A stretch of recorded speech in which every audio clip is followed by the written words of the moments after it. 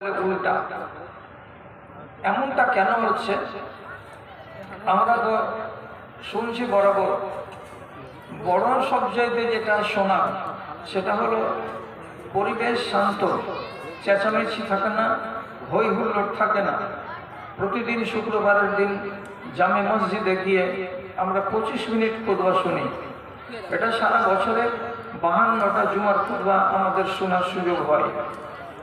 তারপর এইরকম জালসাগুলো বছরে অন্তত 3টা 4টা আমরা শুনে থাকি।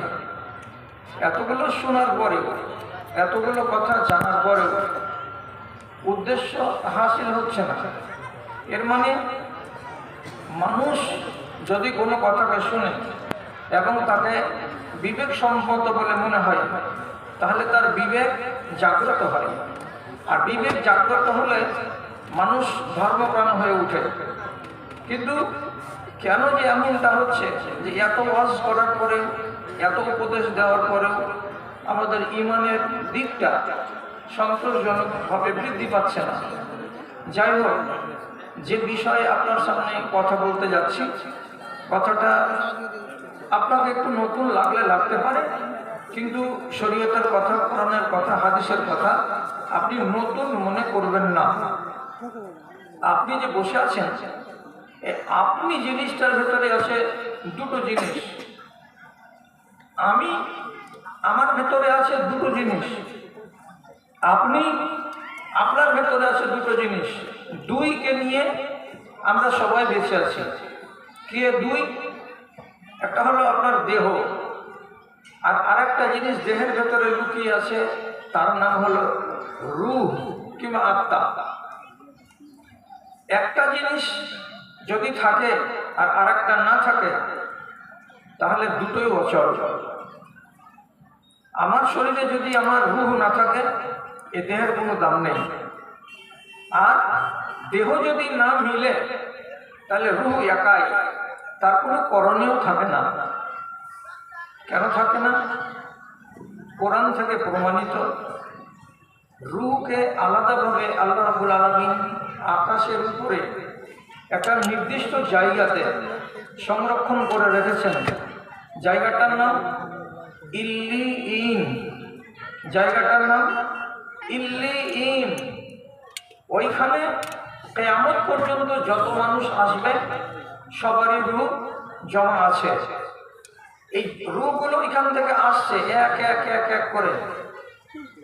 তো এই দেশ থেকে অন্য দেশে যখন কোনো প্যাকেটে যায়, তো প্যাকেটের গায়ে সিল লাগানো থাকে যে এটা কোন দেশ যাবে আর এটা কোন কোম্পানির তৈরি। তেমনি আপনার নামের রূহটা আল্লাহ তাআলা তাদের সিম্বল লাগিয়ে রেখেছেন যে এই রূহটা কোথায় যাবে, যেখানে সেখানে যাবে না। যখন সময় হবে তখন ওই রূহ যেই জায়গাতে পৌঁছাবার, সেই জায়গাতে আল্লাহ রাব্বুল আলামিন তার ফেরেশতাকে দিয়ে পৌঁছে দেবেন। এই করে করে করে করে শেষ পর্যন্ত বাসনটা একদিন খালি হয়ে যাবে, বাসনে আর রূহ থাকবে না।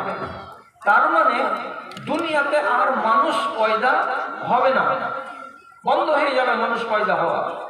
কবে হবে? কিয়ামত যেদিন কাছে আসবে, তখন মানুষের পেট থেকে মানুষ পয়দা হওয়া বন্ধ হয়ে যাবে। যেইটি বেঁচে থাকবে সেই মানুষটির উপরে কিয়ামত কায়েম হবে। এটা জেনে নিলাম। আর যে দেহটাকে আপনি এত সংরক্ষণ করছেন, কত তেল দিচ্ছি, কত সাবুন দিচ্ছি, কত ভালো ভালো খাচ্ছি, আর কত রকমের আদর আর যত্ন, আর ঠোঁটে আর নাকে আর চোখে আর গালে আর বগলে কত রকমের জিনিস ব্যবহার করছি এই দেহের পেছনে।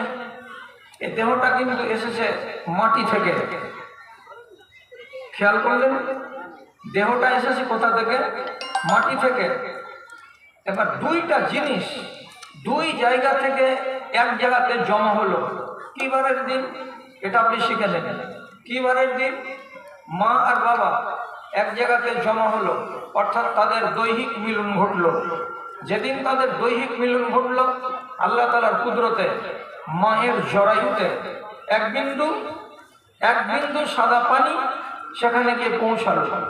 সেখানে অনেকগুলো ভ্রূণ থেকে একটা মাত্র ভ্রূণ আল্লাহ রাব্বুল আলামিন জীবিত রাখলেন। এই ভ্রূণটা, এই এই বীর্যটা 40 দিন এক পজিশনে থাকলো। তারপরে আবার আর 41 যখন হবে তখন বড় হয়ে একটা ঘোলাটে আকার ধারণ করবে। এই 40 আবার যখন শেষ হয়ে 80 দিন হবে তখন ওইটা ঘোলাটে আকারটা আস্তে আস্তে মাংস পিণ্ডতে রূপান্তরিত হবে। এটা 340-এর পর্ব। 120 দিন যেদিন পূর্ণ হয়ে যাবে তখন আইডিয়া করেন, হাত দিয়ে দেখাচ্ছি, 300 মিলিগ্রামের আশপাশ এতটা ওজন হবে ওই মাংস পিণ্ডটা মায়ের রেহেমের ভেতরে। তখন আল্লাহ রাব্বুল আলামিন হলদি বাড়ির সে যদি রমণী হয়, সে যদি পাটনার রমণী হয়, পৃথিবীর যে কোনো প্রান্তের সে রমণী হোক, তার হিসেব আল্লাহ তাআলার কাছে আছে। 340-এ 120 দিন যেদিন পূর্ণ হয়ে যাবে তখন ওই রেহেমে কোন বাচ্চাটা পয়দা করতে হবে তার রূপ রব্বুল আলামিন ভান্ডার থেকে টানতে বলবেন ফেরেশতাকে, যাও লেভেলটা দেখো, ওই লেভেলে এই নাম লেখা আছে আর বয়স এত লেখা আছে, লুচ্চা হবে, লাফাঙ্গা হবে, ভালো হবে, শরীফ হবে, নামাজি হবে, কি হবে লেখা আছে, এবং কতটি দানা খাবে লেখা আছে। ওই লেভেলটাকে পড়ে রুটাকে ওইখান থেকে নাও আর নিয়ে গিয়ে 120 দিনের দিন মায়ের গর্ভে ওই মাংসপিণ্ডর ভেতরে ফুঁকে দাও। ফুঁকে দিল, যেমনি ফুঁকে দেওয়া হলো এই মাংসপিণ্ড 120 দিন ধরে ছিল নিস্তেজ, হেলাটালা করছিল না। আর যখনই তার ভেতরে রূহকে সঞ্চারিত করা হবে তখন থেকে ধীরে ধীরে ওই মাংসপিণ্ডটা কাঁপাকাঁপি করবে, নড়াচড়া করবে। আর এটা পর্যায়ক্রমে যখন 9 মাস হবে তখন মায়ের পেটে থাকার বয়স কমপ্লিট হয়ে যাবে। এবার আল্লাহ রাব্বুল আলামিন বলবেন, সুম্মাস সাবিলা ইয়াসসারা, তোমাকে দুনিয়াতে আসার রাস্তা আমি সহজ করে দেব, তুমি হাঁটতে পারবে না, তোমাকে কেউ আনতে যাবে না, তোমাকে একাই আসতে হবে। কিভাবে আসতে হবে? রব্বুল আলামিন যেটা বলছেন সেটাই হক, অন্য কেউ যেটাই বলুক সেটা হক কথা নয়। কিভাবে আসবে? আল্লাহ কোরআনে বলছেন, আমি রাস্তাকে সহজ করে দিই, রাস্তা সহজ করে দেব, তাহলে তুমি দুনিয়াতে আসবে। তো কিভাবে আল্লাহ তাআলা বাচ্চার আসার পথটাকে সহজ করে দেন? তো এইগুলো তো ডাক্তারদের কথা, মাওলানারা যে বলতে পাবে না এমন কথা নয়, বলতে পাবে, বরং আরো অধিকার আছে যে মাওলানারাই বলুক, তাহলে কোরআনের ব্যাখ্যা ঠিক হবে। কিন্তু মাওলানা সাহেবেরা এগুলোর দিকে কান দেয় না আর নজর দেয় না। বাচ্চা যখন ভূমিষ্ঠ হবে, টাইম যখন চলে আসবে, সেই টাইমে আল্লাহ তাআলা ওই বাচ্চা যে ব্লাডারের ভেতরে খেলছিল, যে পানিগুলোর ভেতরে ওর চলাফেরা ছিল, হেলানোড়া ছিল, ওর পায়ের আঘাতে, হাতের আঘাতে, যেভাবেই হোক ব্লাডার কিন্তু মায়ের পেটে ফেটে যাবে। আর যেমনি ব্লাডার ফেটে যাবে, ওই পানি যেগুলো আঠাযুক্ত পানি এবং তাতে অনেকাংশে ক্যালসিয়াম ভর্তি আছে, সেই পানিগুলো মায়ের যোনিদ্বার দিয়ে নির্গত হবে। আর এই আঠাযুক্ত পানি মায়ের যোনিদ্বার দিয়ে যখন নির্গত হবে তখন রব্বুল আলামিন তার কুদরতে এই যে রাস্তাটা পিচ্ছিল হয়ে গেল, ওই পিচ্ছিল রাস্তা দিয়ে এই বান্দাকে বলবে, যাও, রাস্তা সহজ করে দিয়েছি, এবার দুনিয়াতে আসতে তোমার কষ্ট হবে না। মিনিট 10-এর মাথায়, 15-এর মাথায়, আধা ঘন্টার মাথায়, 1 ঘন্টার মাথায়, 1.5 ঘন্টার মাথায় ওয়ানা আসে, বাচ্চাটা দুনিয়াতে চলে আসে। আপনি বলবেন, তাহলে ডাক্তারেরা পেট কেটে বের করছে কেন? কেন করছে বলতে, 90%টাই যে পেট কেটে বের করতে হয় তা নয়। আল্লাহর নিয়মের ভেতরে অঘটন আছে। হয় আমার দ্বারাই ভুল হয়েছে যে আমি নিজেকে গর্ভবতী অবস্থায় ঠিক করে রাখতে পারিনি, যার ফলে বাচ্চা আঁকা বাঁকা হয়েছে, এদিক ওদিক হয়ে গেছে, আর কোনো শারীরিক কারণ ঘটেছে বলে তাকে পেট কেটে বের করতে হচ্ছে। অথবা যদি এটা না থাকতো তাহলে মানুষ অনেকগুলো মারা যেত। তো রব্বুল আলামিন বিকল্প পথ আমাদেরকে দিয়েছেন, ওটা অবৈধ না, এটা বৈধ। কিন্তু হারাম কোনটা? যে মহিলা বাচ্চা জন্ম দিতে পারবে, অপেক্ষা করতে হবে আধা ঘন্টা, তারপরে বাচ্চাটা আসবে। তার আগে যদি ডাক্তার বলে 1 ঘন্টার মধ্যে অপারেশন করো তো করো, আর না করো তো রুগী আমার রিক্সে থাকো না, তুমি নিয়ে যাও যেখানে পারো সেখানে। তখন রুগীর দাদি বলছে আমি টাকা পয়সা দেখবো না, তুমি আমার প্রতিনিকে ভালো করে বাচ্চাটা বাহির করে দাও।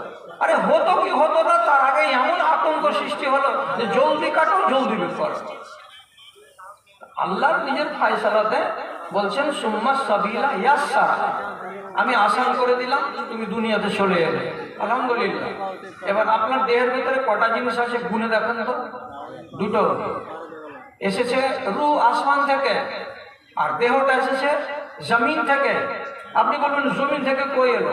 আল্লাহ কোরআনে বলছেন হুয়াল্লাযী খালাকাকুম মিন তুরাব, ওই আল্লাহ যিনি তোমাদেরকে মাটি থেকে তৈরি করেছেন। সরাসরি মাটি নয়, মাটি থেকে উৎপন্ন ফসল। ফসল খাবেন, সেব খাবেন, আঙ্গুর খাবেন, কিশমিশ খাবেন, ভাত খাবেন, ডাল খাবেন, তরি তরকারি খাবেন, সবজি খাবেন, এগুলো সব জমিনে উপজে।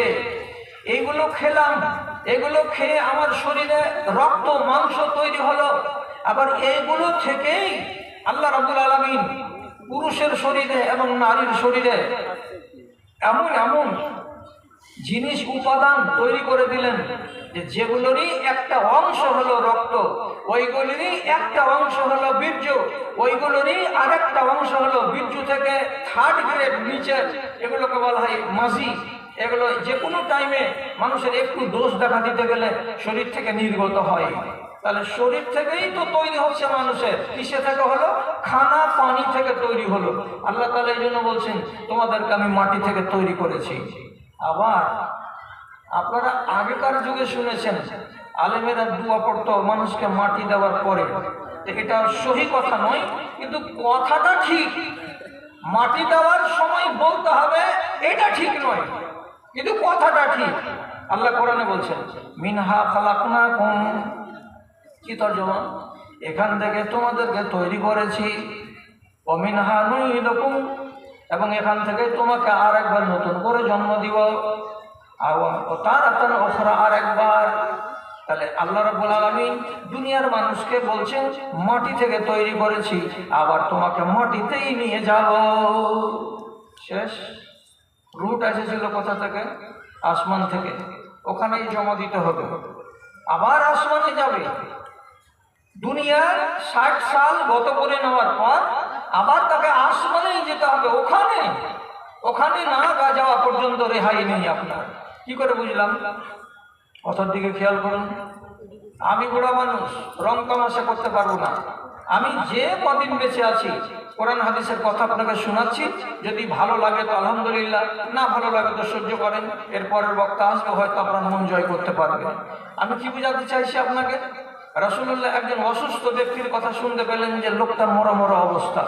বেড়াতে গেলেন তার বাড়ি, দেখে আসি লোকটা বেঁচে আসে না মরে গেছে। আসলেন তো অসুস্থ শুনে এলেন, তো অলরেডি ওই বেচারি মারা গেছে। সাহাবীর নাম আবু সালমা। আবু সালমার লাশের কাছে গিয়ে রাসূলুল্লাহ বসলেন। ডানে আর বামে তার পরিবারের লোক এদিকে ওদিকে দাঁড়িয়ে দাঁড়িয়ে আছে। রাসূলুল্লাহ দেখতে পাচ্ছেন লোকটা মরে গেছে আধা ঘন্টা আগে, কিন্তু তার চোখ দুটো এখনো বন্ধ হয়নি। চোখ দুটো খোলা, চোখ খোলা, চোখ দুটো এইভাবে বন্ধ হয়নি। হলোটা কি? রাসূল গেলেন, যাওয়ার পরে চোখে দুটো পলকের উপরে শাহাদাতের আঙুল দিলেন, আর দেওয়ার পরে আস্তে করে নিচে নামিয়ে দিলেন। চোখটাকে, পাতাটাকে নিচে নামিয়ে দিয়ে কয়েক সেকেন্ড ধরে রাখলেন। কয়েক সেকেন্ড যখন ধরে রাখা হলো, তারপরে ছাড়লেন, তো চোখটা লেগেই থাকলো, চোখটা আর খুললো না। তারপরে তিনি বলছেন, এই আবু সালমার বেটি, বেটা, স্ত্রী, বউ, তোমরা কি একটা কথা শিখাবো কি? জি বলেন। তো তখন নবীজি বলছেন, তো রাসূলুল্লাহ ওদেরকে বলছেন একটা কথা শিখবো কি? কি কথা? তো বলছেন ইন্নার রূহা ইযা কুবিজা ইত্তাবাহুল বাসারা।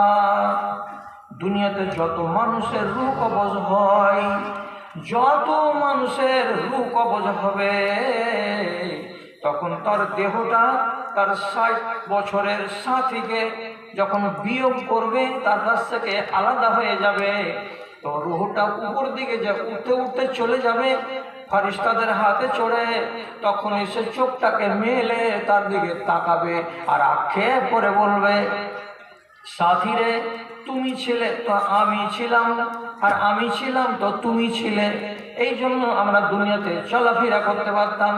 তুমি আমাকে ছেড়ে চলে গেলে, তোমার এখানে আর দাম নাই, আর আমি যে থেকে গেলাম তোমাকে বাদ দিয়ে, আমার কোনো দাম নাই। আমি যদি এদের পায়ে পড়ি আর হাত ধরি আর জোড় হাত করে বলি, বেটারে বাপরে আমাকে কবরে ফেলিস না, আমার পরিবারের লোক কেউ কথা শুনবে না। কেন শুনবে না? আমার ভেতরে তুমি নেই, তুমি চলে গেছো, এজন্য আমার কোনো দাম নাই। তো রসুল কি বলছেন? যখন রূহটা উপর দিকে উঠে যায় তখন চোখ তাকায়, দেখলো যে আমার সাথী চলে গেল উপর দিকে, চলে যে গেছে তো দেহে তো আর জান নেই, দেহটাকে নড়াবে ছড়াবে কে? পাতা যে খোলা অবস্থাতে দেখছিল, তো পাতাকে বন্ধ করার জিনিসটা তো আর নেই, খোলা থেকেই গেল পাতা। এই জন্য দুনিয়ার সব মানুষকে বলা হয়েছে, যারা মানুষের পার্শ্বে মুমূর্ষু অবস্থায় থাকবে, যখন দেখলা যে জান কবজ হয়ে গেল, তখন তোমার উচিত হবে দুটো কাজ। একটা কাজ, মিষ্টি করে আলতো করে এমনি করে আঙুলটা দিয়ে তার পাতাটাকে বন্ধ করে দাও, এক। 2 নম্বর কাজ হলো কি, তার পাগুলোকে লম্বা শটাং করে দাও, আর হাত দুটোকে তার 2 পাশে লম্বা করে দাও। কেউ কেউ বলে বুকের উপরে এরকম করে হাত বেঁধে দাও, না, বুকের উপরে এইভাবে হাত বাঁধতে হবে না, হাত দুটোকে সোজা করে তার 2 পাশে লম্বা করে দাও, কেন যে সে নিজে নড়াচড়া করতে পারবে না। পা কেন শটাং করতে যাবেন আপনি? পা কি আঁকা বাঁকা থাকে? জি, কোরআন মাজিদে রব্বুল আলামিন স্পষ্ট করে বলে দিয়েছেন যে যখন মরণের টাইম আসবে, কপালে ঘাম থাকবে, তাহলে জেনে নিতে হবে আমার বাপের কপাল ভালো। মরণের সময় যদি আপনার বাপ কথা বলে, বাবা তোমরা ভালো থাকো, আমার জন্য দোয়া টোয়া করিও, তোর নামাজ টামাজ পড়িও, লা ইলাহা ইল্লাল্লাহ মুহাম্মাদুর রাসূলুল্লাহ সুবহানাল্লাহ, কথা বলতে বলতে আর একবার নাই, তো যদি জিকির চলতে চলতে আপনার বাপ আর আপনার মা মরে যায়, আপনি হাত ছুঁকে বলেন আমার বাপের কপাল ভালো। আপনার বাপ যদি মরবার টাইমে, আপনার মা যদি মরবার টাইমে শুধু ডান আর বাম করে, ছটপট ছটপট করে, আর ডান পাকে বাম পায়ের উপরে চড়িয়ে দেয়, আর বাম পাটাকে ডান পায়ের উপরে চড়িয়ে দেয়, এইরকম বারবার। আপনি দেখলেন একবার বাম পাকে ডানের উপরে চড়িয়ে দিয়েছে, আপনি ছুটিয়ে দিলেন, আর একবার দেখবেন বামটাকে ডানের উপরে চড়িয়ে দিয়েছে, এইভাবে বারবার করতে থাকছে, তাহলে লক্ষণটা ভালো নয়, এটা সুন্দর লক্ষণ বলে গণ্য করা হয়নি। তাহলে পাটা হতে পারে কবজের টাইমে একটা আরেকটার উপরে চড়ে আছে। কোরআন বলছে ওয়াল তাফাতিস সাকু বিসাক ইলা রাব্বিকা ইয়াউমাইযিনিল মাসাক, এগুলো হবে। যাক, এদিকে আমি যাচ্ছি, একটা লক্ষণ আপনাকে বললাম, এটা আপনি করে দিবেন। মরে গেল, একে এর জায়গায় পৌঁছে দেন, আর রূহকে নিয়ে যাওয়ার দায়িত্ব আপনার নয়, রূহ নিজে ও যার দায়িত্ব আছে সে তাকে আসমানে নিয়ে যাবে। এখন প্রশ্ন যেটা ওয়াজ আপনি শুনবেন, এটা হলো ভাইদেরকে বলছি আর মায়েদেরকে বলছি, একটা 2-3টা লোক আওয়াজ করেন, আপনার দেহটাকে কি আপনি কোনোদিন বলতে পারবেন যে আমার দেহটা নাপাক? দেহ মানুষের কোনোদিন নাপাক হয়? নাপাক হয় না। যে জুনবি হয়ে গেলে যে নাপাক বলি, আরে জুনবি হয়ে গেলে শরীরে ময়লা লেগে যায় না, এটা হলো বিধানগত নাপাক।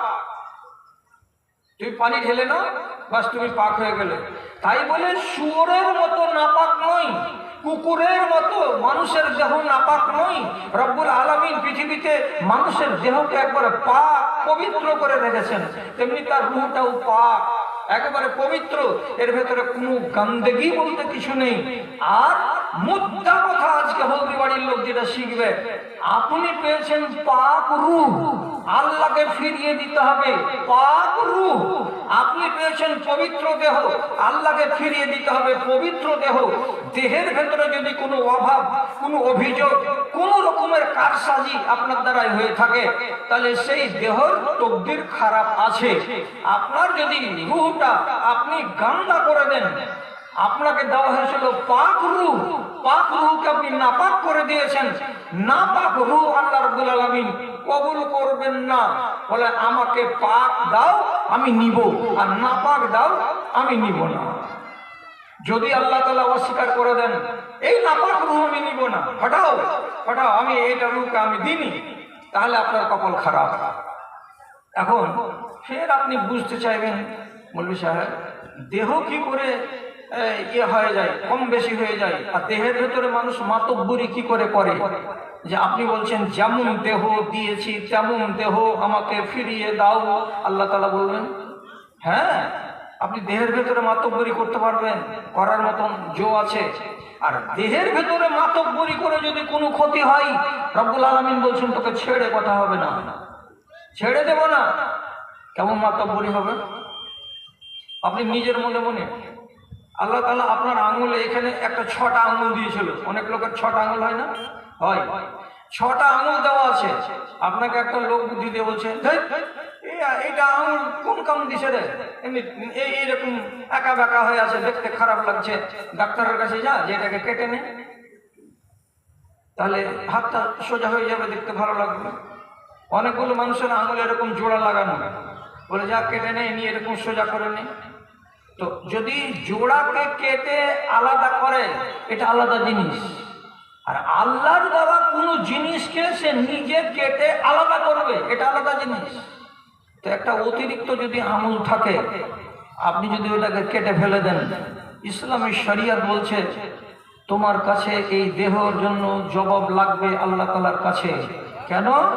লা তাবদীলা লিখালকিল্লাহি, আল্লাহর সৃষ্টিতে কোন রকমের দখলদারি তুমি করতে পারবা না, যা আছে তাই থাকতে দাও। এখনো আবার বলি, হলদি বাড়ির মেয়ে ছেলেগুলো গাঁয়ে বাস করে, এরা এখনো শিখেনি। কিন্তু যারা একটু আধুনিক, আমাদের মুসলমানদের বাড়িতে অনেকগুলো মেয়েকে দেখবেন বিউটি পার্লারে যায়। একটা বিউটি পার্লারে যেতে গেলে একদিনের ফিস নাই করে 500 টাকা দিয়ে আসতে হবে। কি করে মেয়েরা? এই দেখেন চোখের উপরে যে ভুরুগুলো আছে, আল্লাহ তাআলা এটাকে সাজিয়ে রেখেছেন যেভাবে দরকার সেভাবে। এবার এরা কি মাতব্বরি করে, মাঝখানকে সম্পূর্ণ ফাঁকা করে, আর নিচু দিকে একটু নেমে আছে, উপর দিকে একটু চওড়া আছে, চওড়াকে কমিয়ে দেয়, নিচু দিক থেকে কমিয়ে দেয়, এটাকে পহিলা তারিখের চাঁদের মতো করে সরু এবং বাঁকা করে নেয়। আর নেওয়ার পরে সে বুঝাতে চাই যে আমার চেহারাটা কত সুন্দর, আল্লাহ তাআলা একটুখানি চ্যাপ্টা করে দিয়েছে, দেখে মানাত ছিল না, আমি ওটাকে কি করলাম, বিউটি পার্লারে গিয়ে ওটাকে সরু করে নিয়েছি, এখন দেখো তো আয়নাতে কত সুন্দর লাগছে দেখতে। আল্লাহ রাব্বুল আলামিন বলছেন ওই নারীকে ডেকে, কি লানাল্লাহুল মুতাফাল্লিজাত, আল্লাহর সৃষ্টিতে যারা দখলদারি করবে এই দেহের ভেতরে, রব্বুল আলামিন বলছেন তোমার উপরে আমার লানত, তোমাকে লানত খেতে হবে আল্লাহর পক্ষ থেকে। এবং উলামায়ে দ্বীন বলেছেন কোন মানুষ যদি লানতের হকদার হয়ে যায় তাহলে সে জান্নাত থেকে বঞ্চিত হয়ে যায়। ওই হাদিসটা তো আরেক জায়গাতে লেখা আছে, কি তোমাকে চুল দিয়েছি 1 হাত লম্বা, সবুর করো। কাউকে চুল দিয়েছি আমি 1.25 হাত লম্বা, সবুর করো। আর যদি বলে না আরো বড় চুল আমি দেখবো, আমাকে পছন্দ লাগে, আমার নিতম্বের নিচু পর্যন্ত যেন ঝুলে, তো চুলটি দেখতে বড্ড ভালো লাগবে, তো চুলের যত্ন করো। যত্ন করতে মানা নেই। তাই বলে কোনো রমণী যদি বাজার থেকে নকল চুল কিনে আনে, নকল চুলকে আসল চুলের সঙ্গে জুড়িয়ে দিয়ে সে বেনিটাকে লম্বা করে দেয়, দুনিয়ার লোককে দেখাতে চাই দেখো আমার চুল কত লম্বা। নবী করিম সাল্লাল্লাহু আলাইহি সাল্লাম বলছেন লানাল্লাহুল ওয়াসিলাতা ওয়াল মুস্তাওসিলাতা, এই নকলি চুলগুলোকে আসল চুলের সঙ্গে যারা জুড়ে নিবে আর যারা জুড়ে দেবে, দুইজনের উপরে রব্বুল আলামিন লানত করেছেন। কেন লানত হলো? তুমি আল্লাহর সৃষ্টিকে বদলাতে গেলে কেন? কে তোমাকে মালিক বানিয়েছে? এটা আল্লাহ যা দিয়েছেন সেভাবে রাখতে হবে। আপনি যদি এই দেহের কোনো ক্ষতি সাধন করে থাকেন নিজে থেকে, আল্লাহ বলছেন আমি ওটাকে শুধরাবো না আর আমি ভালো করবো না, তোকে জনম জনম ধরে ওই দেহ নিয়েই থাকতে হবে, মরে যাওয়ার পরেও না। লোকটি বুঝতে কইতে হবে না, লোকটি সবাই হুঁশিয়ার। এখন যদি আমরা বলি যে কুপন উঠিয়ে দিয়েছি, ফ্রিতে খানা দিচ্ছে, লোকটি ঠিকই রাস্তা চিনে নেবে যে কোথায় ভান্ডারি আছে। আর হুঁশ নাই যে কোনখানে জায়গা ফাঁকা আছে। কিছু কিছু মুদ্রা রোগ থাকে, ওগুলো রোগ সারে না কবরে যাওয়ার আগে। তো যাদের যাদের একটা মুদ্রা রোগ আছে, যে আমাদের অভ্যাস হলো মুলি সাহেব তোমরাকে যোগা, আমরা দাঁড়িয়ে থাকি পুলিশের ডিপার্টমেন্টের লোক, তো ওই লোকগুলো হচ্ছে আমার যোগানদার, ওরা আমাকে যোগাচ্ছে। আপনারা বসিয়েন না ভাই, বসে এটা অন্যায় হবে। হ্যাঁ, তো কি বলছিলাম? কথা দিকে এদিকে আমার দিকে আসেন, আমার দিকে আসেন। এ দেহটা আমার খুব সুন্দর।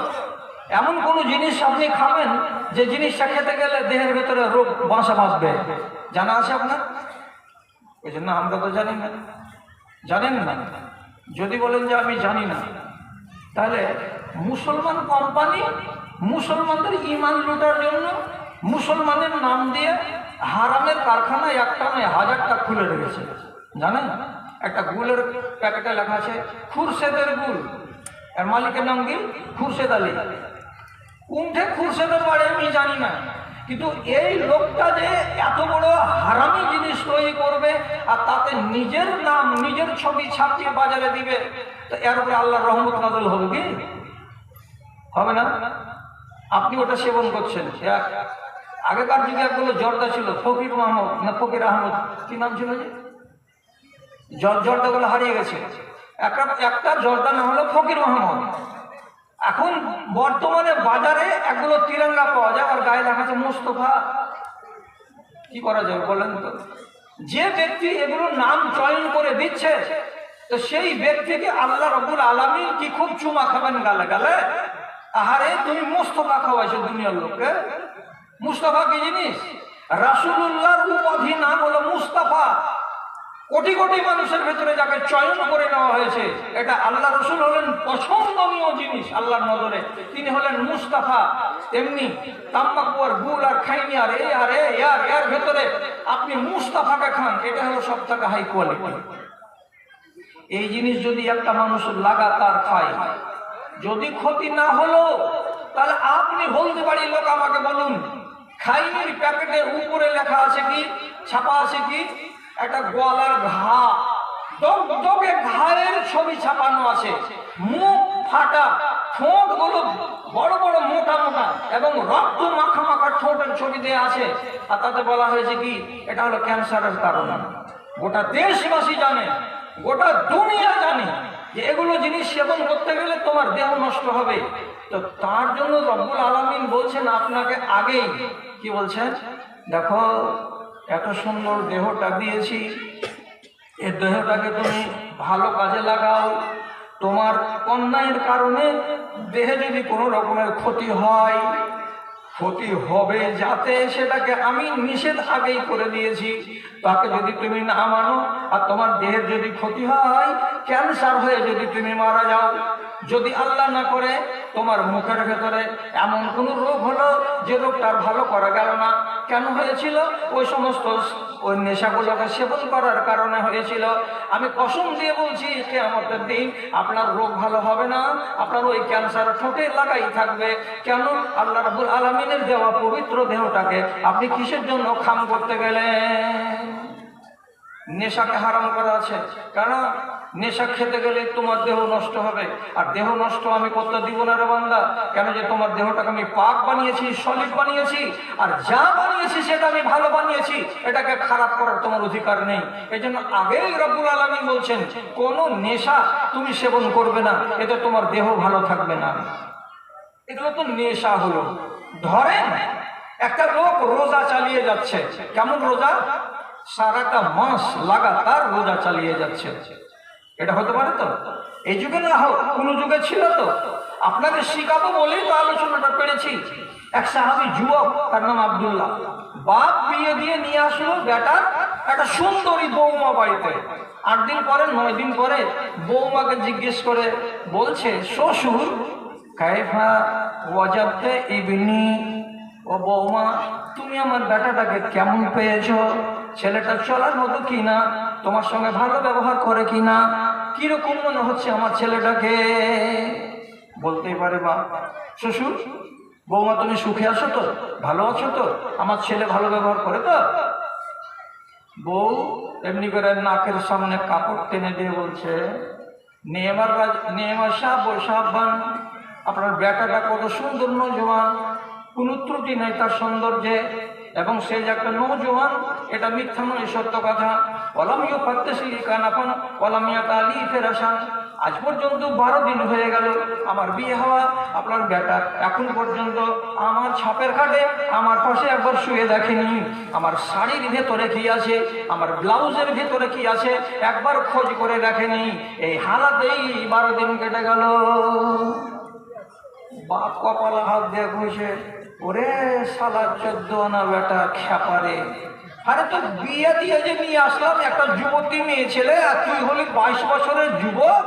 আর বৌমা যদি এই কথাটা বলে, জুয়ান ছেলে হিসেবে খুব সুন্দর, কিন্তু এখন পর্যন্ত আমার ছাপের খাটে আসেনি, আর আমার শরীরে কি আছে আমার কাপড় সরিয়ে একবার দেখার চেষ্টা করেনি। বেটাকে যে বলছে, আরে বাজি এই কথাটা কি ঠিক বলছে বৌমা? তখন বাপকে বেটা মুখটা এদিকে ঘুরিয়ে দিয়ে বলছে, লক্ষ্য থাকা তো ওইগুলো সব কথা শুনতে হয় যে বাবু, এলে সব ঠিক হয়ে যাবে, ছাড়ো তো তুমি। আবার 8 দিন পরে যদি জিজ্ঞেস করছেন তো একই হাল। রসুলকে গিয়ে বলে দিলেন, আমর ইবনে আস, আব্দুল্লাহ বিন আমর, যে বলছেন আল্লাহ পাক রসুল আমার বেটার এই হাল। রসুল তখন ডেকে পাঠালেন ছেলেটাকে, আব্দুল্লাহ শোনো। জি আসসালামু আলাইকুম। আচ্ছা বাবা বিয়ে হওয়া কয়দিন হলো? কইছে 21 দিন হলো। বহুটা সাদা না কালো? মুখ এমনি করে কইছে, ভালো করে দেখি। বহুটার শরীর হাত ভালো আছে, মাংস টাংস শরীরে হাতে ঠিকঠাক আছে? কেমন করে করবো দেখেছি। আরে বাবা তো 22 দিন হয়ে গেল বিয়ে হওয়া, তো শরীরটা কেমন মেয়েটার বৌমাটার, তো তুমি এখন পর্যন্ত খোঁজ দিতে পারছো না, এটা কেমন কথা? আসল কথা বলো, বউয়ের কাছে তুমি শুয়েছিলে? জি না শুয়েছি। বউর শরীরটা যে তোমার জন্য হালাল, তো তার শরীরে তুমি হাত দিয়েছিলে? জি না আমি দিইনি। আজ কেন এটা হয়? তো সাহাবী জবাব দিয়ে বলছে, সারা রাত নামাজে কেটে যায়, বউয়ের কাছে শুবার সময় মেলে না। দিনের বেলায় কি করো? সারাদিন রোজা রাখি, রোজার হালাতে বেটি ছেলের কাছে যাওয়া যাবে না, যদি যাওয়া যায় রোজা নষ্ট হয়ে যাবে, এই জন্য দিনের বেলায় বিবির কাছে যায় না। ওরে খেপাতুল্লাহ, রাত কাটবে এইভাবে আর দিন কাটবে এইভাবে, তো তাহলে তুমি লাগাতার রোজা চালাচ্ছ? জি প্রত্যেক দিন রোজা, শনিবার রোববার সোমবার মঙ্গলবার বুধবার বৃহস্পতিবার শুক্রবার, ফের শনিবার রোজা। এটাকে কি বলা হয়? আরবিতে বলা হয় সওমে বিশাল, লাগাতার রোজা। রাসূলুল্লাহ বলছেন, লাগাতার রোজা রাখার পাওয়ার একমাত্র আমি নবী আমাকে দেওয়া আছে, তাছাড়া পৃথিবীর কোনো মানুষকে লাগাতার রোজা রাখার পাওয়ার দেওয়া নাই। অতএব আজকে তোমাকে যেটা কথা বলে দিচ্ছি, তোমার চোখ যদি জেগে জেগে থাকে আর বেশি জাগার কারণে যদি চোখের জ্যোতি নষ্ট হয়, তোমাকে দায় নিতে হবে, কৈফিয়ত আল্লাহকে দিতে হবে। কেন? তুমি দেহটা নষ্ট করতে গেলে দেহ নষ্ট করার পাওয়ার তোমাকে দেওয়া হয়নি। সারাদিন যে তুমি রোজা চালিয়ে যাচ্ছ, সারাটা মাস রোজা চালাতে গেলে তোমার ছিল 76 কেজি ওজন, এটা কমে চলে আসবে 55 কেজি ওজনে। আর যখন তোমার দেহের ওজন 55 কেজি হবে, তখন তুমি হবে দুর্বল। এবং আমি বলেছি, আল্লাহ আমাকে বলতে বলেছেন, আল আব্দুল কাবিউ খায়রুম মিনাল আব্দিজ যায়ীফে, একজন দুর্বল বান্দার চাইতে একজন সবল বান্দা আল্লাহ তাআলাকে বেশি প্রিয়। তোমাকে রব্বুল আলামিন বানালেন প্রিয়, 76 কেজি ওজন দিয়েছেন ঠিকঠাক করে, আর তুমি রোজা চালিয়ে যাওয়ার কারণে তোমার দেহ কমতে কমতে কমতে কমতে চলে আসলো 47 কেজি ওজনে। তোমার দেহের উপরে তুমি জুলুম করেছো। অতএব এই দেহের উপরে মাতব্বরি করা তোমার চলবে না। এই জন্য আজ থেকে তোমাকে কানুন দিলাম, মাসের ভেতরে খুব বেশি রোজা রাখবে, 15 দিন, 16 দিন নয়। আর রাতের বেলায় তুমি যদি নামাজ পড়ো তো পড়ো, কিন্তু এই কথাটা মাথায় রাখো, তোমার বিবির তোমার উপরে হক আছে, তোমার চোখের তোমার উপরে হক আছে। চোখের হক যদি না দাও, বিবির হক যদি তুমি না দাও, তো এই করতে গেলে যদি পরের পেটের ক্ষতি হয়, তার দায় তোমাকে নিতে হবে। আর তোমার চোখের জ্যোতি যদি নষ্ট হয় রাত জাগার কারণে, তো তুমি দেহকে নষ্ট করেছো, তার কৈফিয়ত আল্লাহ তাআলাকে দিতে হবে।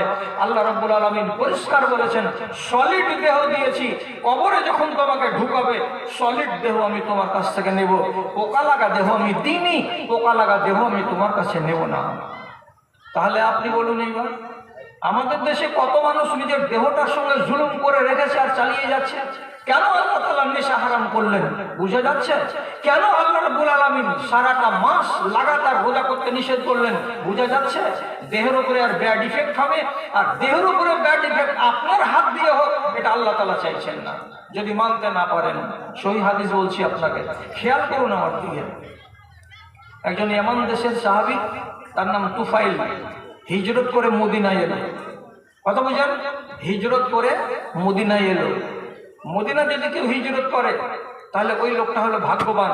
এর মতো কপাল কাউরি নেই যে নিজের দেশকে ছেড়ে, বাড়ি ঘরকে ছেড়ে দিয়ে রাসূলুল্লাহর দেশকে ভালোবেসে চলে এসেছে মদিনায়। তুফাইল বিন আমর এলো মদিনায়, সাথে এলো তার এক বন্ধু। 15-20 দিন পরে বন্ধু বলছে, আমাকে মদিনার আবহাওয়া শুট করছে না ভাই, আমি থাকবো না, আমি বাড়ি চলে যাব। তখন তুফাইল ওকে বুঝিয়ে সুঝিয়ে বলছে, দাদা রে, এরকম করতে হয় না, হিজরত করে এসেছো নবীর দেশে, তো নবীর দেশটাকে পাক বলে এখানে সবুর করো, থাকো। তোমার অসুবিধা হলে একটু অসুবিধাকে হজম করো। থাকলো 8 দিন, 10 দিন, 15 দিন। আবার একদিন বলছে, ভালো লাগে না, আমি বাড়ি চলে যাব, তুমি আমাকে বাড়ি পৌঁছে দাও। শেষে তুফাইল বলছেন যে না, সবুর করতে হবে, বাড়ি যাব না। যখন দোস্ত রাজি হলো না তাকে বাড়ি পৌঁছে দিতে, তখন তুফাইল বিন আমরের সাথী গলত ডিসিশন নিল, বাজে সিদ্ধান্ত নিল। কি নিল? একদিন এশা নামাজ পড়ার পর মসজিদে নববীর এক সাইডে বাহির বারান্দায় শুয়ে গেল। আর শুয়ে যাওয়ার সময় তার ঘাড়ে যেগুলো তীর তারা নিয়ে বেড়ায় ধনুকে ব্যবহার করার জন্য, সেই একখানা তীরকে বের করে পাথরের উপরে ভালো করে ঘুষে ঘুষে ঘুষে ঘুষে তীরের ফলাটাকে তেজ করে নিল। আর তেজ করে নেওয়ার পরে ওই ফলাটা দিয়ে তার বাম হাতের এই আঙুলটার গোড়াটাকে যত দূর পারলো সেটাকে কেটে দিল, আধখান করে দিল কেটে। ব্লিডিং শুরু হলো। এবার রক্ত ঝরছে মসজিদে নববীর সেহানের উপরে। আরো শুয়ে আছে হাতটাকে লম্বা করে দিয়ে। মনে মনে কি বলছে? যতক্ষণ আমার দেহের ভেতরে রক্ত আছে ততক্ষণ আমার দেহের ভেতরে জান আছে, আর ততক্ষণ পর্যন্ত আমি ঘুমের কলে ঢলিয়ে পড়ব। আর এই করে আমার শরীর থেকে যখন রক্তখানি শেষ হয়ে যাবে ততক্ষণ পর্যন্ত আমার দেহ থেকে রুট আমার বেরিয়ে যাবে, আমি মরে যাব, আমি ঝামেলা থেকে মুক্ত হয়ে যাব।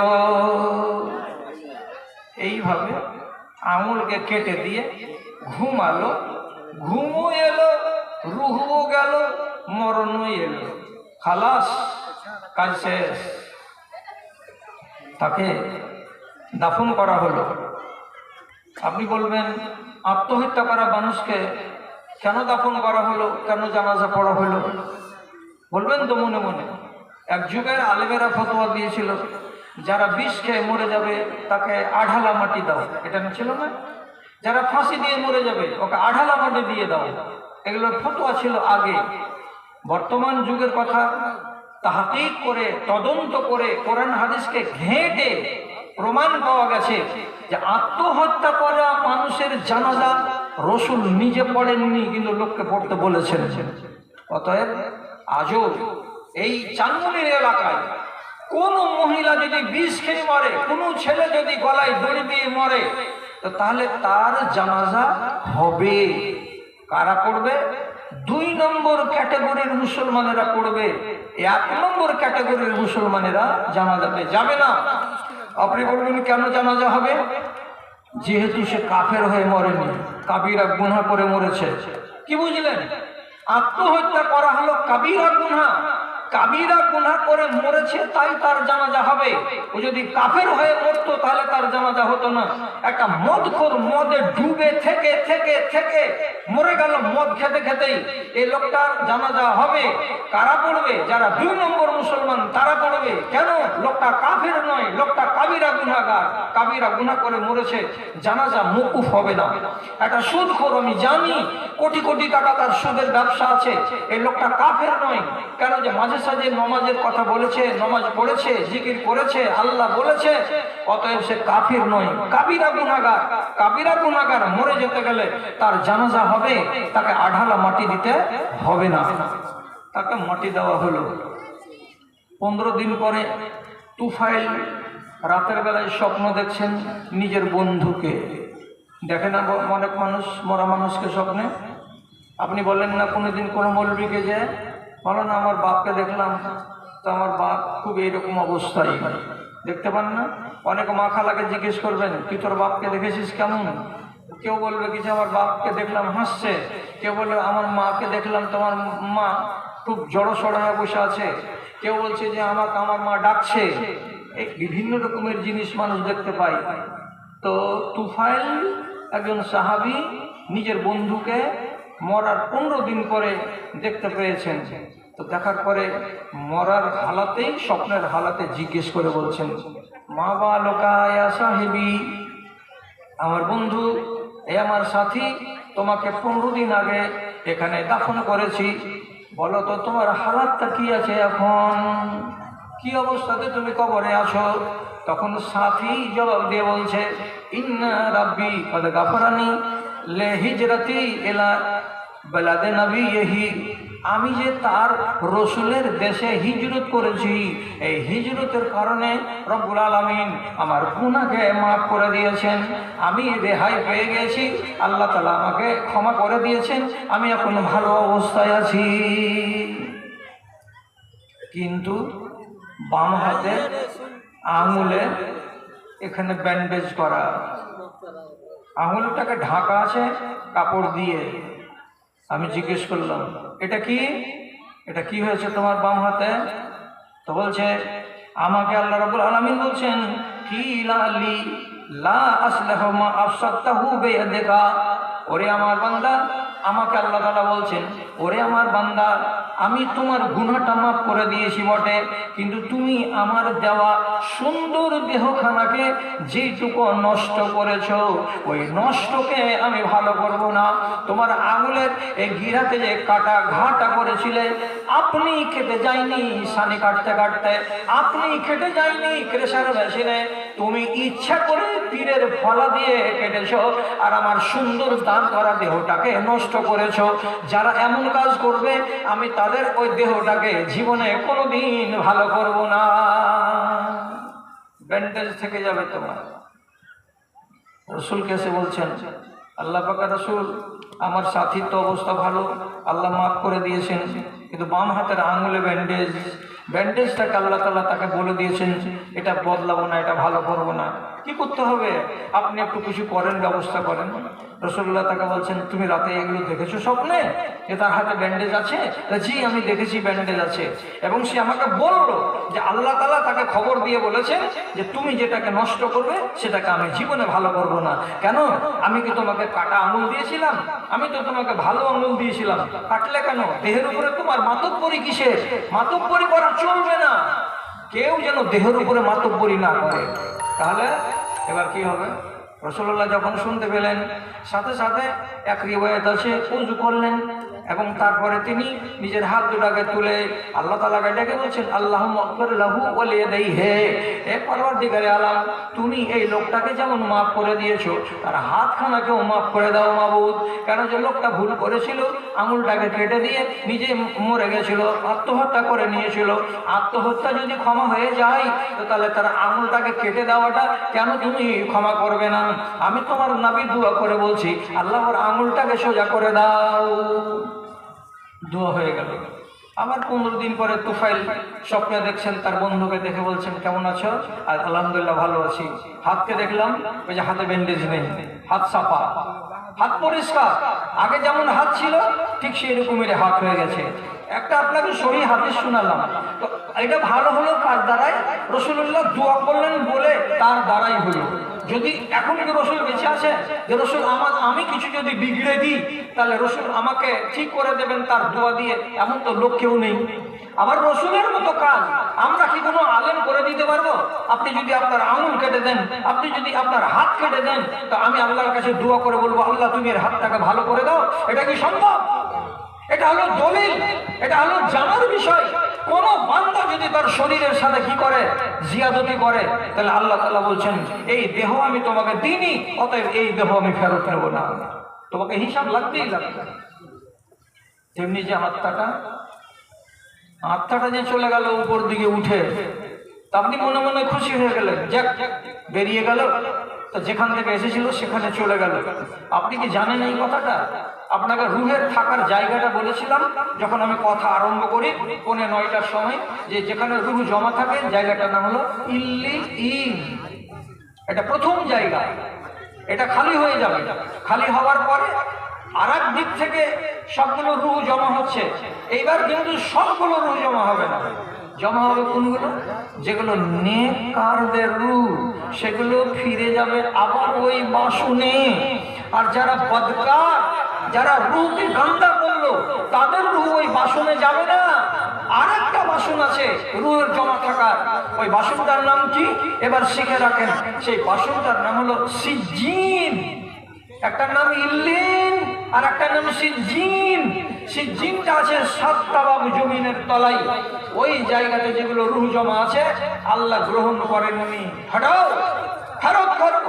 সব ফেরত হওয়া রূহ ওই সিজ্জিনে জমা আছে। আর যেগুলো রূহ আল্লাহ তাআলা যেভাবে ছেড়েছিলেন আর সেভাবে বান্দা ফেরত করেছে, ওইগুলো পাক রূহ উপরে আবার জমা হবে। জি, এটাই আল্লাহ রাব্বুল আলামিনের নিয়ম। আসার যাওয়া দুনিয়ার নীতি। শোনো গো বন্ধুগণ, আজ আমি গেলে কাল তুমি যাবে, নিস্তার নেই কোনো ক্ষণ। যাত্রী লয়ে খেয়া যায় আসে, এই পার কবু এই পার। আমি মরে গেলে কাউরি স্মরণে আমি কি আসিব আর? আমাকে ভাবিয়া অশ্রু ঝরাবে, এমন বেদনা বুকে আসে কার? খালি হচ্ছে রুহের বাসন, খালি হচ্ছে। আর আস্তে আস্তে এদিক থেকে কিছু উপরে যাচ্ছে, কিছু নিচে যাচ্ছে। এবার বাজানেরা, বড় ভাইয়েরা, আপনাদের সামনে যেটা কঠিন কথা বলার সেটা এবার বলে শেষ করে নি। আপনার রুহটা পাক আছে তো? আল্লাহ তাআলা ফেরত নিবেন তো? যদি বলেন হ্যাঁ ভরসা আছে, আমার রুহ পাক, তো আমি তো বুঝে নিব যে আমার বাড়ি হলদিবাড়ি নয়, দূরে। কিন্তু আপনি নিজের মনটাকে বুঝাতে পারবেন তো যে আমার রুহটা পাক আছে আর মরার পরে আল্লাহ এটাকে ফেরত নিবেন? ভরসা আছে আপনার? হ্যাঁ আছে। তো দেখেন, রুহ নষ্ট হয় কিসে? খেয়ানত করলে। কথাটা মনে থাকবে। যদি কোনো মানুষ নিজে খেয়ানত করে, যদি কোনো মানুষ কোনো অপরাধ করে, তাহলে নাপাক হয়ে যায় তার রূহ। নাপাক রূহ ফেরত হবে না। কি দিয়ে বুঝাবো? 14 বছরের বালক, ঠিক আছে, কয়টা দিয়ে শুরু করবো? আর আছে? আচ্ছা ঠিক আছে, ভালো করে বুঝেন।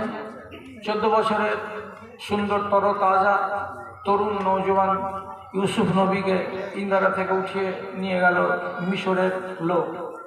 বাড়ি গিয়ে বলছে ছেলেটাকে, রে ছেলেটাকে যত্ন কর, একে আমরা বেটা বানিয়ে নিব আগামী দিনে।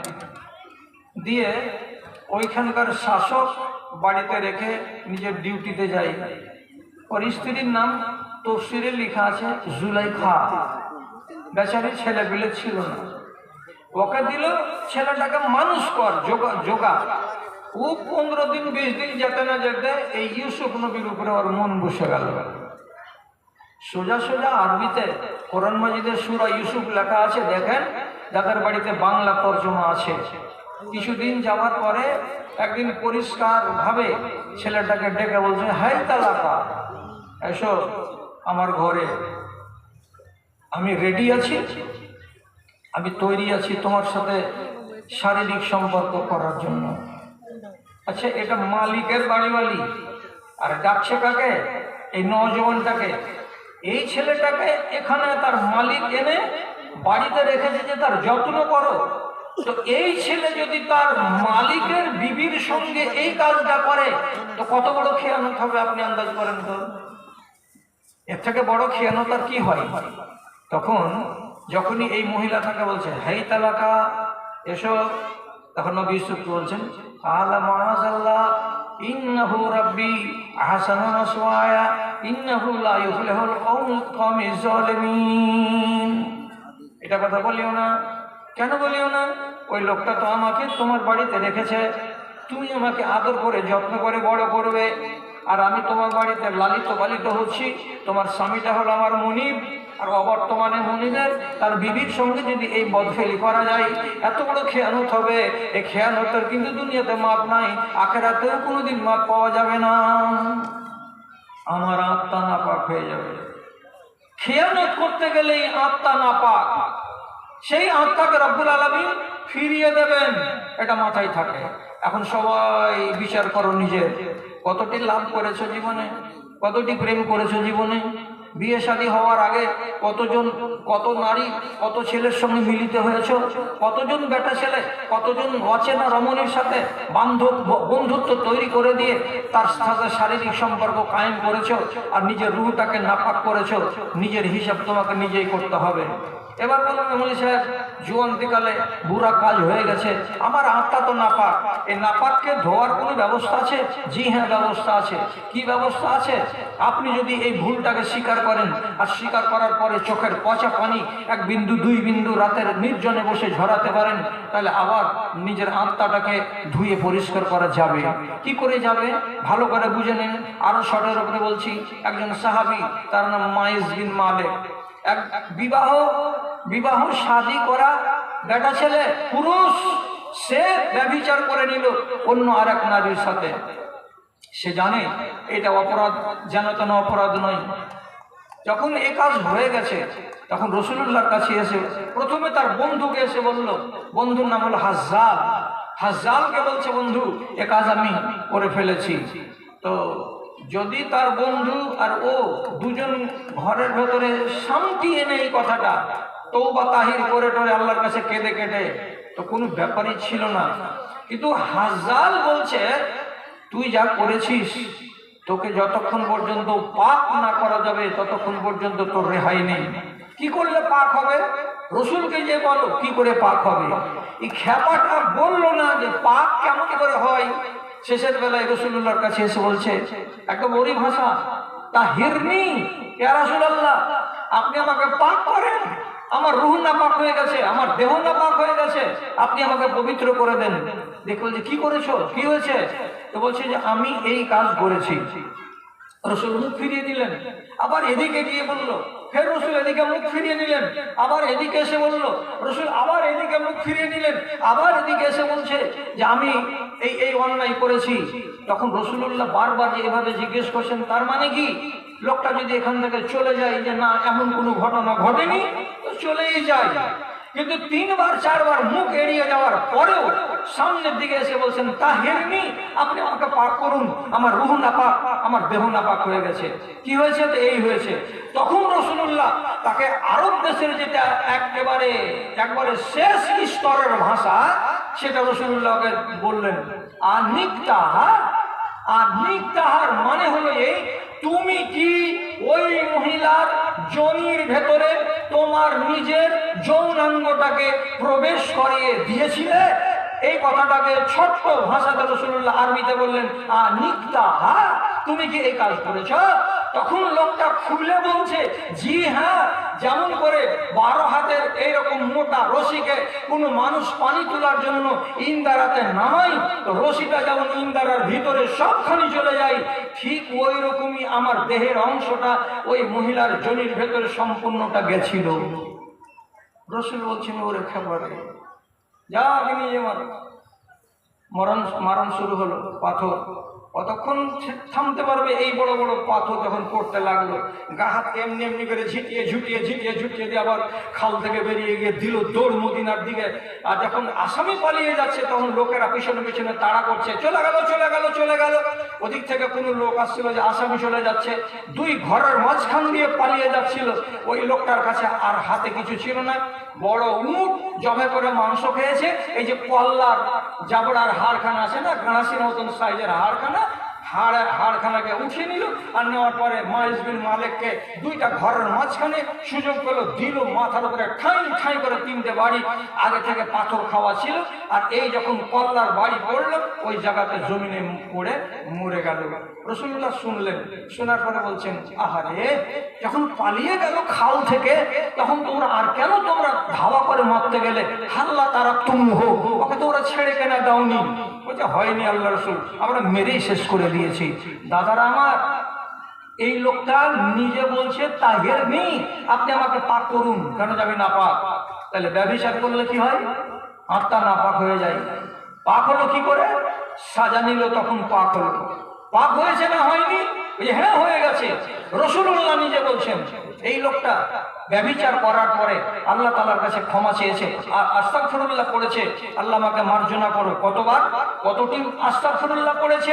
যদি মদিনার আমি 70 জন লোকের উপরে তার ইস্তেগফারকে মাথা প্রতি প্রতি আমি ভাগ করে করে দিতাম, তাহলে এই লোকটার ইস্তেগফারের দৌলতে মদিনার 70 জন লোক জান্নাত চলে যেত।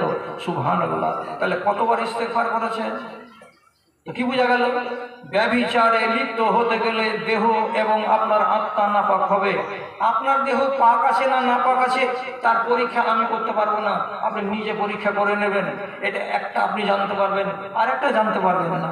একটা জানতে পারবেন কোনটা? যখন মালাকুল মউত আপনার কাছে জান কবজ করতে আসবে, তো সারাটা এলাকার মানুষ সেখানে জমা হয়েছেন, চরকি, পাতলাটোলা, আড়লপুর, আর এদিকে আছে বেসিক খাসিক, আবি যাবি, হলদিবাড়ি, পাতলাটোলা, সব যতদিন লোক আছেন সবাইকে বলে দিচ্ছি, 2টা ভাষা হলো মালাকুল মউতের। একটা আপনার জন্য ব্যবহার হবে, 2টাই আপনার জন্য ব্যবহার হবে না। কি ব্যবহার হবে? এবার আপনার কপাল কি করে ব্যবহার করবে, কোনটা শব্দ বলে? আমি প্রথমে একটা বলছি, মালাকুল মউত আপনাকে এসে আওয়াজ দিবে, ইয়া আইয়াতুহান নাফসুল খাবিসা উখরুজি ইলা গাযাবিল্লাহ, হে খবিস জান, আল্লাহর গজবের দিকে বেরিয়ে চলো, তোমাকে আল্লাহর গজবের দিকে নিয়ে যাব। এটা একটা বলি। আর একটা বলি কি, ইয়া আইয়াতুহান নাফসুত তাইয়্যিবা উখরুজি ইলা রিজওয়ানিল্লাহ, হে পাক জান, তুমি আল্লাহর রেজামন্দির দিকে চলো, তোমাকে আমি নিয়ে যেতে এসেছি, আল্লাহ পাঠিয়েছেন তোমাকে নিয়ে যাওয়ার জন্য। 2টা বলি হলো। যদি আপনার নফসটা কি হয়, খাবিস হয়, নাপাক হয়, অপরাধের কারণে কলুষিত হয়ে থাকে, তাহলে আপনি ডাক পাবেন, ভালো না মন্দ সেটা আপনি জানতে পারবেন, আমি জানতে পারবো না। আমি যদি জ্ঞানী গুণী মানুষ আপনার মরণের টাইমে পাশে থাকি, তাহলে শুধু লক্ষণ দেখে বলতে পারবো যে একে ভালো ভাষা দিয়ে আল্লাহর ফেরেশতা ডাক দেয়নি।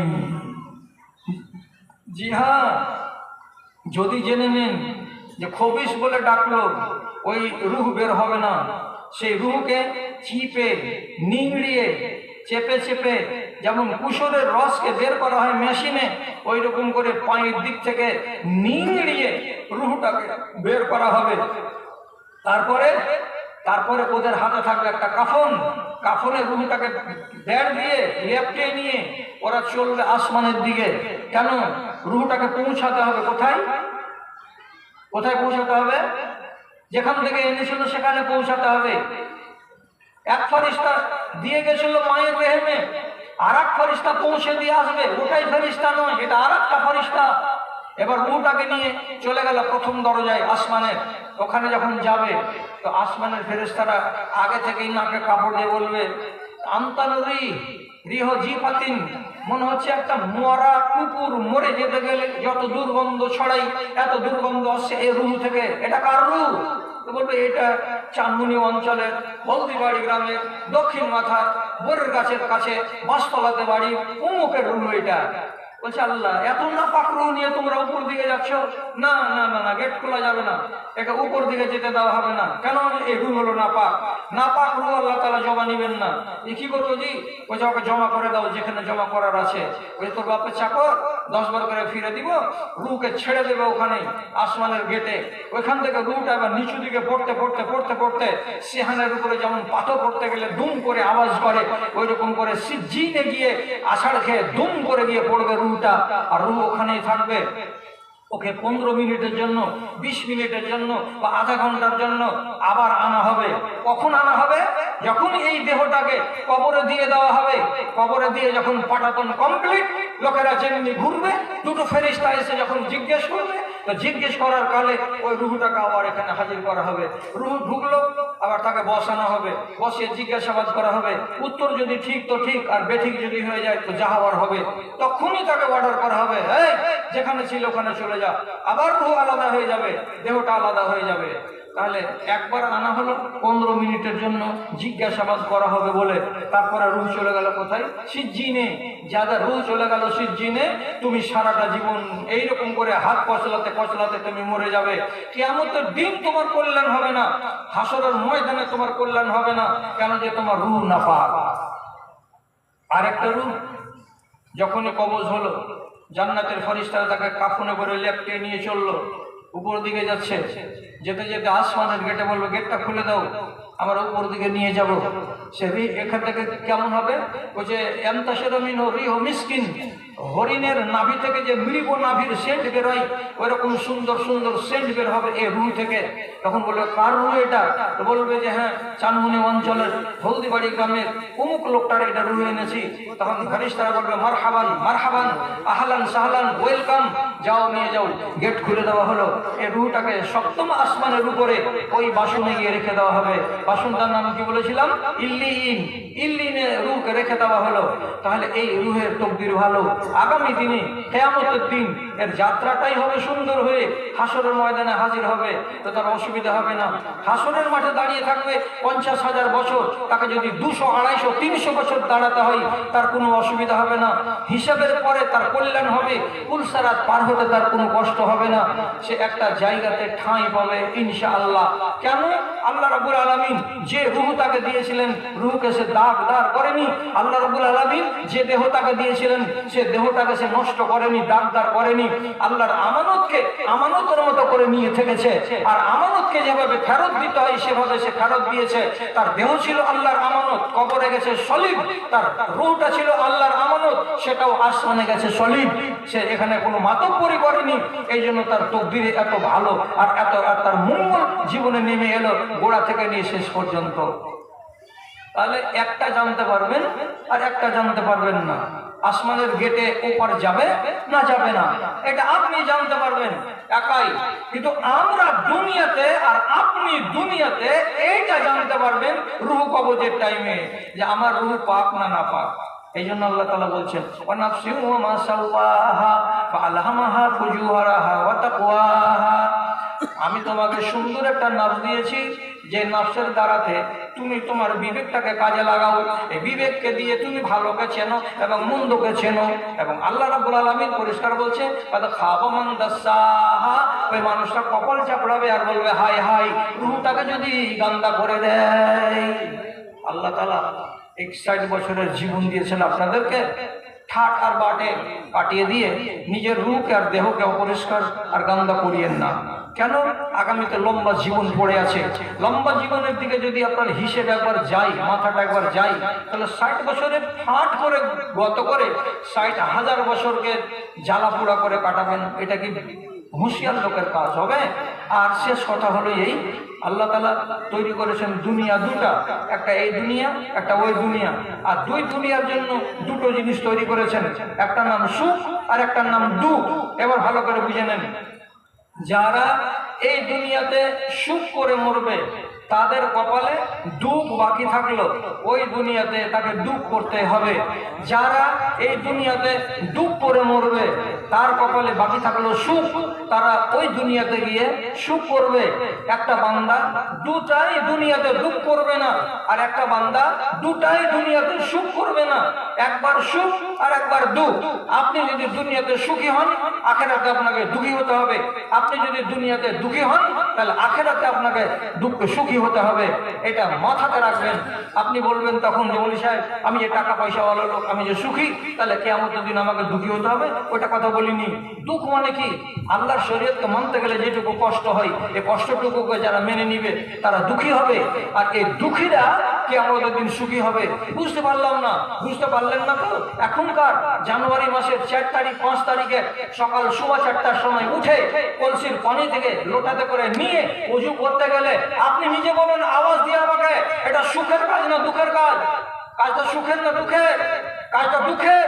যারা এই দুঃখ করবে, এই দুঃখের সাথে লেগে আছে, তার সুখ কিয়ামতের দিন তাকে সুখ করতে হবে। বুঝতে পারলেন তো? তো বারবার যে সুখী হবেন তা হবে না, একবার দুঃখ একবার সুখ, কোনটা আপনি করবেন সেটা আপনার বিচার। আপনাকে আল্লাহ তাআলা আকল দিয়েছেন, বিদ্যা বুদ্ধি দিয়েছেন, আলহামদুলিল্লাহ। আচ্ছা, অনেক কথা বলা হয়ে গেল, আর কিছু কাজ বাকি আছে। তাছাড়া আমাদের দূরবর্তী বক্তা উনিও উপস্থিত আছেন, একটু পরে উনি চলে আসবেন ইনশাআল্লাহ। তো উনাকে আমরা সময় দেব, আর ওনার বয়ানগুলো আপনারা আমরাকে শুনতে হবে। তার জন্য এখন আমি আপনাদের কাছে বিনীত নিবেদন এটাই জানাই যে এটা ঈদগাহের উন্নতি করবে জালসা, তো কিছু প্রয়োজন আছে। তো আমরা এই জায়গাটাকে, এই জায়গার লোকেদেরকে একটুখানি সাহায্য করি, আর সাহায্যের হাত বাড়াতে গেলে ঈদগাহটা আমাদের যতটুকু বকেয়া কাজ আছে সেটুকু কমপ্লিট হয়ে যাবে। তার জন্য যত ভাই আপনারা সামনে বসে আছেন, কাছের লোক, দূরের লোক, প্রতিবেশী, গ্রামের লোক, আপনারা সবাই একটু আল্লাহর রাস্তায় এগিয়ে আসুন। আপনাদেরকে ইট ফিট লাগবে, সিমেন্ট ফিমেন্ট লাগবে, সবই লাগবে। তো আজ আসেন, কোনো দাদা আমার, কোনো ভাই আমার যারা চরকি থেকে এসেছেন, পাটনা থেকে এসেছেন, চাঁদমুনি থেকে এসেছেন, দ্বিতীয় দফা মেয়েদের তরফ থেকে। আচ্ছা, মেয়েদের তরফ থেকে দ্বিতীয় দফা 12,820। আর একটা হ্যাঁ, চাঁদি, চাঁদির এগুলো জল তরণ কহে গেলে কেজি না, চাঁদ খাড়ো কহে না। আরে বাবা, তো ঠিকই আগাজু করে, এ তো মল, এইগুলোকে মল বলে, আর এগুলোকে জল তরণ বলে। কোন খালা আমার এতটি গয়না দিয়ে পাঠিয়ে দিয়েছে? আল্লাহুম্মা সাল্লি আলাইহা, আল্লাহুম্মা বারিক আলাইহা। যে আশায় দান পাঠিয়েছে আল্লাহ তাআলা আশাকে পূরণ করে দাও। রব্বে কারীম, তার মা বাবার অত টাকা তুমি ভালো করো। মোহাম্মদ হাবিব কালিয়া, কালিয়া 10,000 টাকা। আচ্ছা, আল্লাহ বারিক আলাইহা। আচ্ছা, ওকে আসে কেন? আর একজন 300 টাকা, আর একজন 110 টাকা। আলহামদুলিল্লাহ। তুই কি এখানে আসেন? লেখা পাঠিয়ে দিয়েছে 10,000। কালিয়ার লোক হাবিব, ও ইয়ে আসে নাকি, কি বলে, ঠিকাদার নাকি?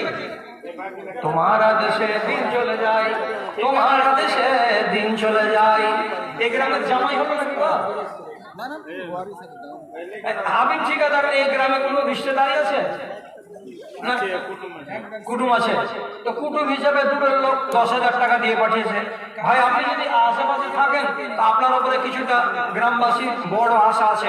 তো যদি আশাটাকে পূরণ করতে পারেন তা আলহামদুলিল্লাহ, খুব ভালো হয়। আচ্ছা, আরো অন্যান্য লোক, আপনারা যতটি লোক সামনে বসে আছেন, বলুন তো যে সবাই আপনারা দাম দিয়ে দিয়েছেন কি না বাকি আছেন কেউ? যদি বলেন যে আমরা বাকি আছি, দাদারে এক বস্তা সিমেন্ট গেলা তো লেখান 400 টাকা। এক বস্তা সিমেন্ট এখন প্রাচীর নির্মাণের কাজে ব্যবহৃত হবে। কোন ভাই যদি থাকেন তো একটুলি বালুগুলো লেখান, এগুলো সাদকায় জারিয়া, আপনাকে ধন দিয়েছে, মাল দিয়েছে, এগুলোকে শুধু সাজিয়ে সাজিয়ে রেখে দেবেন। এটা তো বুদ্ধিমানের কাজ নয়। যেটা বাই করবেন কাঁধে থেকে নেমে যাবে, আর এটার হিসাব আপনাকে আর কষ্ট করে কিয়ামতের দিন দিতে হবে না। আর যেগুলো থেকে যাবে কাঁধে, সেগুলো সবই হিসেব লাগবে। তো হিসাবটা লম্বা করিয়েন না দাদারা আমার, আল্লাহর রাস্তায়। এক বস্তা করে সিমেন্ট কেউ এগিয়ে আসুন, 500 করে ইট আপনারা এগিয়ে আসুন, কিছু বালি এগিয়ে আসুন, সবাইকে ডাকছি। 200-500 করে টাকা কিছু নিয়ে আসুন এই ঈদগাহের উন্নতি করবে। এটাকে আর যাওয়ার ডিলার এই ইয়ে থেকে তো, কদমতলা থেকে তো। আচ্ছা আচ্ছা আচ্ছা, ডিলার মাত্র 2,000 টাকা দিয়েছে, দিয়ে পালিয়ে গেছে। আচ্ছা যাক। আচ্ছা, আর যাওয়ার ডিলার সাহেব ওই শামসি থেকে এসে উনি 2,000 টাকা দান করেছেন। আল্লাহুম্মা সাল্লি আলাইহি, আল্লাহুম্মা বারিক আলাইহি, আল্লাহুম্মা আইয়িদহু বিল ইলমি ওয়াল হিলমি ওয়া যায়্যিনহু বিল ঈমানি ওয়াত তাকওয়া ওয়া লা তুওয়ারিজহু বিল ফিতানি ইয়া রাব্বাল আলামিন। আমিন বিরহমাতিকা ইয়া আরহামার রাহিমিন। তোমার আদেশে দিন চলে যায়, তোমার আদেশে দিন চলে যায়, আধার নেমে আসে রাতে, কত যে শক্তি লুকায় রেখেছো তোমার নিপুণ 2 হাতে। মহাবিশ্বের তুমি যে চালো, উড়ুক তোমার জয় নিশান। ওগো আল্লাহ মেহেরবান, আমি গাহি তোমার গান। তুমি আমায় রিজিক দিয়ে বাঁচাও আমার প্রাণ। আর একজন ছোট ভাই এখানে 200 টাকা করে গেল দান, কবুল করে তুমি পাক সুবহান। মিটাতে দেন মনে আর মানে আমিন আমিন। সবাই আসুন লাগা, ছোট করে দেন না, 100, 200, 500 করে দানগুলো দেন না, দেন দেন, চুপচাপ বসে থাকেন না। জয়নুল আবেদিন মাস্টার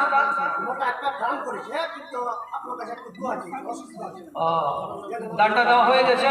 আচ্ছা আচ্ছা বিল ওয়াস রব্বানাস ইশফান লা শাফি লা শিফা ইল্লা শিফা ওয়া শিফা লা ইয়াগাদিরু সাকামা। পরওয়ারদিগার তোমার বান্দা অসুস্থ অবস্থা আছে, তার জন্য দোয়া হয়েছে। হে আল্লাহ তুমি আহকামুল হাকিমিন, তুমি হলো সব চাইতে ডাক্তারে ডাক্তার। পরওয়ারদিগার তাকে লম্বা চড়া আজমাইশ ফেলে রাখিও না আল্লাহ, তাকে তুমি সুস্বাস্থ্যবান করে তোলো। রব্বে কারীম তোমাকে টাকার মতো তার শরীরে সুমতি দাও। রব্বানা তাকাব্বাল মিন্না ইন্নাকা আনতাস সামিউল আলিম। আমিন আমিন বিরহমাতিকা ইয়া আরহামার রাহিমিন। এই কথা শোনালে হৃদয়ে আমার সত্যি দহিয়া যায়, কেন প্রতিদিন ভারত ভূমিতে মুসলিম জবাই হয়, মুসলিম জবাই হয়। রামের দেশে রবে রাম ভক্তরা, তাদের বড় সমাদর। দেশের সেবক যত সব ওরা মুসলমান দাগাবাজ চোর, মুসলমান দাগাবাজ চোর।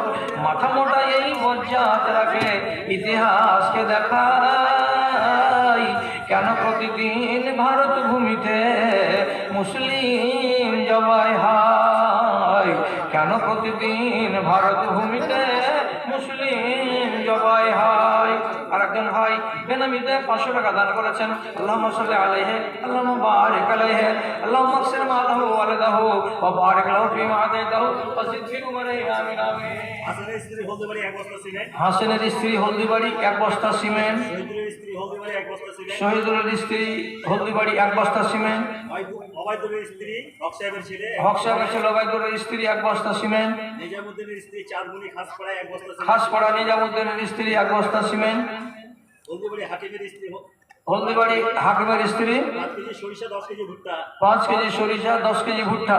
জিয়াবুলের ছেলে জামিরুল জিয়াবুলের ছেলে 10 কেজি ভুট্টা। 10 কেজি ভুট্টা। মানসুর হলদিবাড়ি ছাগলের পাইকার ছাগলের পাইকার 20 কেজি ভুট্টা। মুরসালিমের স্ত্রী চাঁদমণি 1 বস্তা সিমেন্ট। মুরসালিমের স্ত্রী চাঁদমণি 1 বস্তা সিমেন্ট। ইয়াজদানি হলদিবাড়ি 2 বস্তা সিমেন্ট। ইয়াজদানি হলদিবাড়ি 2 বস্তা সিমেন্ট। প্রত্যেকে দোয়া চাইছে আলহামদুলিল্লাহ। আচ্ছা এর বাড়িওয়ালি ওর বাড়িওয়ালি পাওয়া গেল, আর বাদ বাকি লোকটি কি বাড়িওয়ালি নেই? হাজি আরে বাদ বাকি বাড়িওয়ালি কি হচ্ছে তোমরা? আগে তোমার কে স্বামী গালা ধন দৌলত টাকা পয়সাওয়ালা নাড়াচাড়া করার লোক নয়। যদি তুমি এই ঈদগাহকে দান করার জন্য তোমার স্বামীর পকেট মারি করো, তো স্বামী যেন জানতে না পারে, 1, আর ওর ক্ষতি যেন না হয়, 2। এই 2 শর্তে স্বামীর পকেট মারি করা যায়। কি বুঝলেন?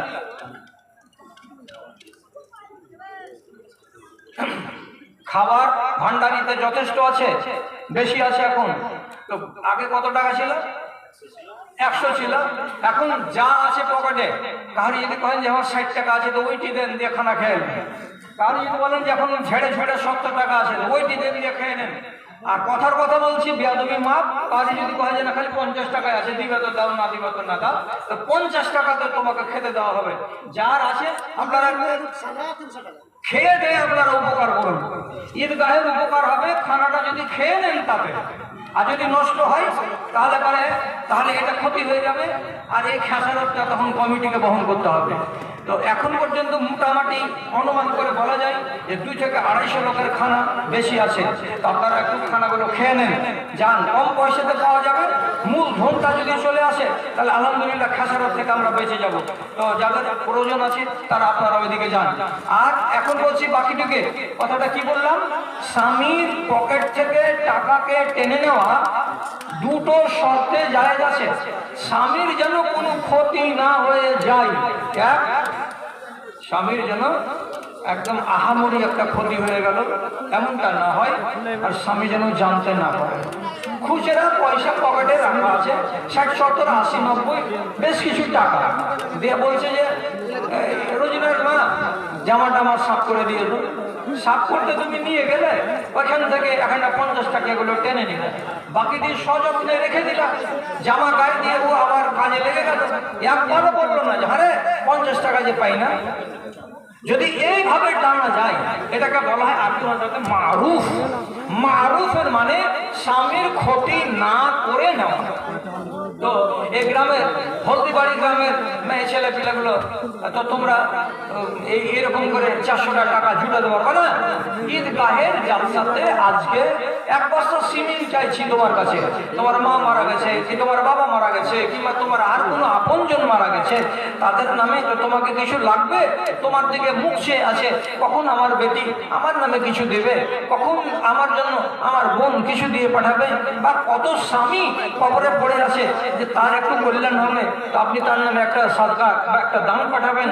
তো ওই 6-7টা লোকের বাড়িওয়ালি এরা এই দিল এক বস্তা, আর বাদ বাকি লোকের বাড়িওয়ালি সব চুপচাপ বসে আছে 50 টাকা দিয়ে। এখন টাইম আছে মাত্র 3-4টা মিনিট। এই 3-4 মিনিটের ভেতরে যদি আর কাউরি বাড়িওয়ালি থাকো তো এক বস্তা সিমেন্টগুলো বাকি রাখাও। 1 মাসের ভিতরে টাকা টেনে জমা হয়ে যাবে 400 টাকা জমা দিয়ে দিবে। আলহামদুলিল্লাহ, এটা সাদকার ডবল স্বভাব হবে। একটা অংশ পাবে তোমার স্বামী আর একটা অংশ পাবে তুমি, কারণ যে মালটা তোমার নয়, এটা তোমার স্বামীর।